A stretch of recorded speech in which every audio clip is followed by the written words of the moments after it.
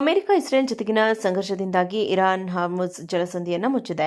ಇದು ಜಾಗತಿಕ ತೈಲ ಪೂರೈಕೆಯ ಮೇಲೆ ಗಮನಾರ್ಹವಾಗಿ ಪರಿಣಾಮ ಬೀರುತ್ತದೆ. ಇದು ಭಾರತದ ಇಂಧನ ಅಗತ್ಯಗಳಿಗೆ ಸಂಬಂಧಿಸಿದಂತೆ ಉದ್ವಿಗ್ನತೆಯನ್ನು ಹೆಚ್ಚಿಸಿದೆ. ಹೀಗಾಗಿ ಭಾರತಕ್ಕೆ ಸಹಾಯ ಮಾಡಲು ರಷ್ಯಾ ಮುಂದೆ ಬಂದಿದೆ. ತಮ್ಮ ರಾಷ್ಟ್ರದಿಂದ ತೈಲ ಆಮದು ಮಾಡಿಕೊಳ್ಳಿ ಎಂದು ಪುಟಿನ್ ಹೇಳಿದ್ದಾರೆ. ಇದಕ್ಕೆ ಅಮೆರಿಕ ಕೂಡ ಗ್ರೀನ್ ಸಿಗ್ನಲ್ ಕೊಟ್ಟಿದೆ. 30 ದಿನಗಳ ಕಾಲ ರಷ್ಯಾದಿಂದ ಭಾರತ ತೈಲ ಖರೀದಿ ಮಾಡಬಹುದು ಎಂದು ಅಮೆರಿಕ ಹೇಳಿದೆ.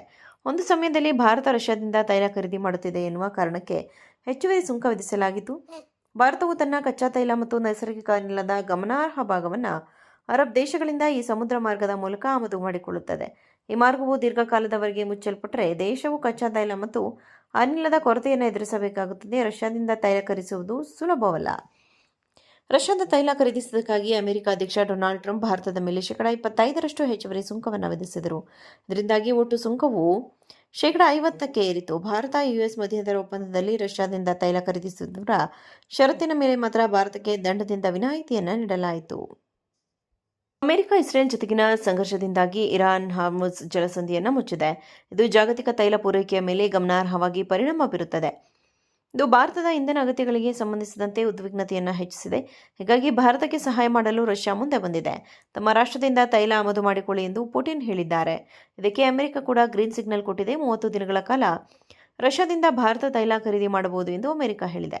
ಒಂದು ಸಮಯದಲ್ಲಿ ಭಾರತ ರಷ್ಯಾದಿಂದ ತೈಲ ಖರೀದಿ ಮಾಡುತ್ತಿದೆ ಎನ್ನುವ ಕಾರಣಕ್ಕೆ ಹೆಚ್ಚುವರಿ ಸುಂಕ ವಿಧಿಸಲಾಗಿತ್ತು.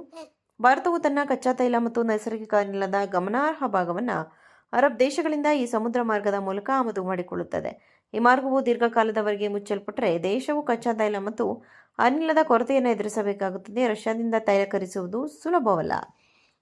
ರಷ್ಯಾದ ತೈಲ ಖರೀದಿಸುವುದಕ್ಕಾಗಿ ಅಮೆರಿಕ ಅಧ್ಯಕ್ಷ ಡೊನಾಲ್ಡ್ ಟ್ರಂಪ್ ಭಾರತದ ಮೇಲೆ 25% ಹೆಚ್ಚುವರಿ ಸುಂಕವನ್ನು ವಿಧಿಸಿದರು.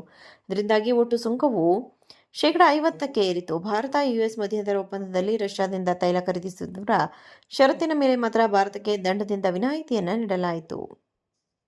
ಅಮೆರಿಕ ಇಸ್ರೇಲ್ ಜೊತೆಗಿನ ಸಂಘರ್ಷದಿಂದಾಗಿ ಇರಾನ್ ಹಾರ್ಮುಜ್ ಜಲಸಂಧಿಯನ್ನು ಮುಚ್ಚಿದೆ. ಇದು ಜಾಗತಿಕ ತೈಲ ಪೂರೈಕೆಯ ಮೇಲೆ ಗಮನಾರ್ಹವಾಗಿ ಪರಿಣಾಮ ಬೀರುತ್ತದೆ.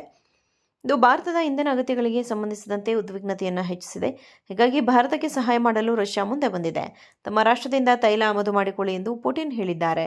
ಇದಕ್ಕೆ ಅಮೆರಿಕ ಕೂಡ ಗ್ರೀನ್ ಸಿಗ್ನಲ್ ಕೊಟ್ಟಿದೆ. 30 ದಿನಗಳ ಕಾಲ ರಷ್ಯಾದಿಂದ ಭಾರತ ತೈಲ ಖರೀದಿ ಮಾಡಬಹುದು ಎಂದು ಅಮೆರಿಕ ಹೇಳಿದೆ.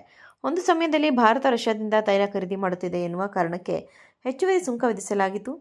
ಭಾರತವು ತನ್ನ ಕಚ್ಚಾ ತೈಲ ಮತ್ತು ನೈಸರ್ಗಿಕ ಅನಿಲದ ಗಮನಾರ್ಹ ಭಾಗವನ್ನು ಅರಬ್ ದೇಶಗಳಿಂದ ಈ ಸಮುದ್ರ ಮಾರ್ಗದ ಮೂಲಕ ಆಮದು ಮಾಡಿಕೊಳ್ಳುತ್ತದೆ.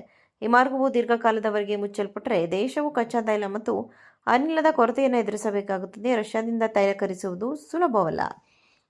ರಷ್ಯಾದ ತೈಲ ಖರೀದಿಸುವುದಕ್ಕಾಗಿ ಅಮೆರಿಕ ಅಧ್ಯಕ್ಷ ಡೊನಾಲ್ಡ್ ಟ್ರಂಪ್ ಭಾರತದ ಮೇಲೆ 25% ಹೆಚ್ಚುವರಿ ಸುಂಕವನ್ನು ವಿಧಿಸಿದರು.